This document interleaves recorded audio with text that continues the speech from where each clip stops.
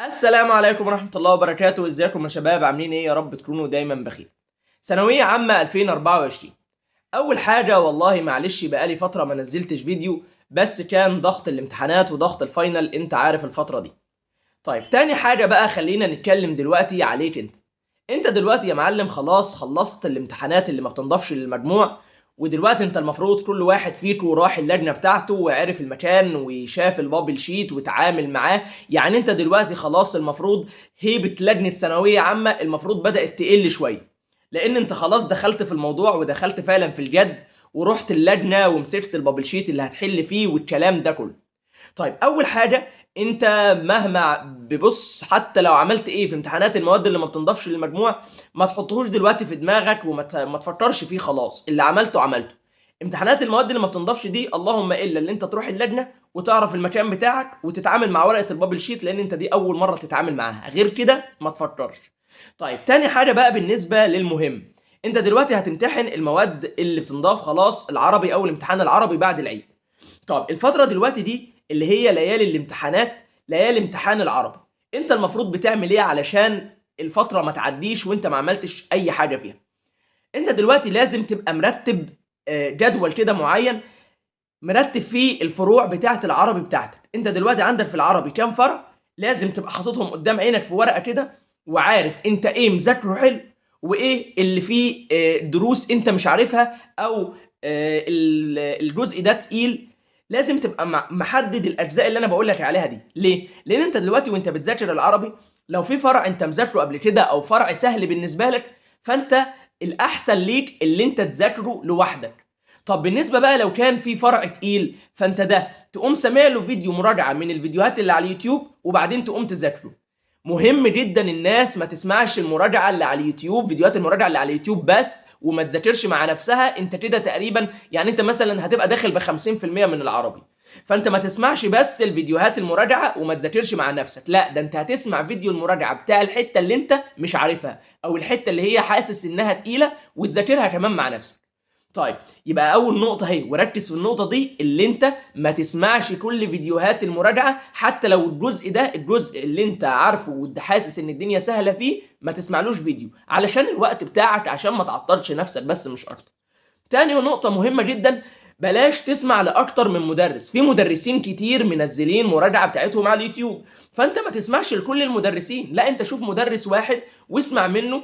شوف مدرس أنت كنت بتسمعه من أول السنة وبتفهم منه والكلام معاه حلو، اسمع معاه المراجعة بتاعته. إنما ما تجيش تسمع بقى كذا مراجعة من كذا مدرس. أصل الوقت عندك، أنت هتشوف دلوقتي، هتشوف الفترة دي بتعدي بسرعة، فأنت ما تضيعش وقتك بقى يعني الحاجات دي حاول تتجنبها. طيب بالنسبة للحل، انت لازم الفترة دي تكون بتحل امتحانات شاملة وبتحل امتحانات السنين اللي فاتت. الامتحانات الشاملة دلوقتي مهم، انت لو بتسمع كلامي بقالي كذا فترة اقول لك ابدأ حل في العربي، ابدأ حل امتحانات، ابدأ حل قطع، ابدأ حل نصوص. اللي سمع كلامي من ساعتها دلوقتي اعتقد خلاص ايده ماشية في الحل.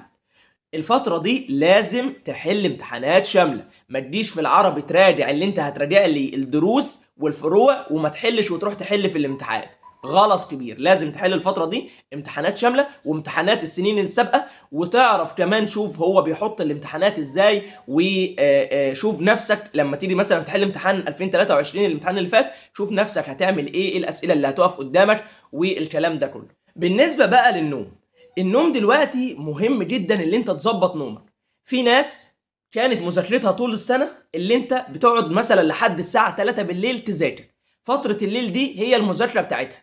انت في الكام يوم اللي فاضلين دول قبل الامتحان لازم تتعود اللي انت خلاص لا هتنام بالليل عادي خالص، وتصحى الصبح علشان تبقى فايق، علشان تعود مخك وتعود دماغك، لان انت خلاص هتبقى يعني يوم الامتحان انت مثلا بتصحى في سكة الساعة 6، فانت لو نام الساعة 3 وصاحي الساعة 6 3 ساعات انت ضيعت الدنيا كلها.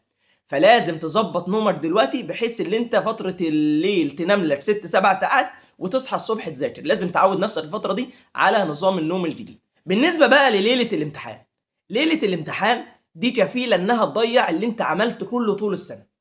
اوعى تعمل زي عبد السميع. ده واحد صاحبي انت متعرفوش، صاحبي ده قعد طول ليلة الامتحان قاعد صاحي ويشرب في قهوة وانا معلم ايه، انا بذاكر، انا النهارده مش هقوم الا لما اخلص المراجعه دي كلها.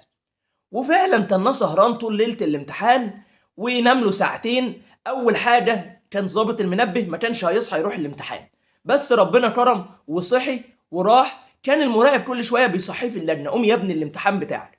فانت هتعمل نفس النظام، وفي ناس بتعمله برضه وما بتتعلمش من النقطه دي. هتروح والله تنام، اللي مش هتنامه في البيت هتروح تنامه في اللجنه. وكمان لو حتى انت صاحي هتبقى صاحي بس كده هيكل، اللي انت ولا دماغ في ولا فيك دماغ تفكر ولا اي حاجه. فانت يوم ليله الامتحان دي هتنام طبيعي. ليله الامتحان مش هي بقى يعني انت ما سبتش السنه كلها وجاي تلم الماده في ليله الامتحان، يعني الحاجات دي خليها للجامعه، تمام؟ انما دلوقتي لا، ليله الامتحان بتاعتك يا حبيبي خلاص هتنامها والدنيا هتبقى معاك حلو.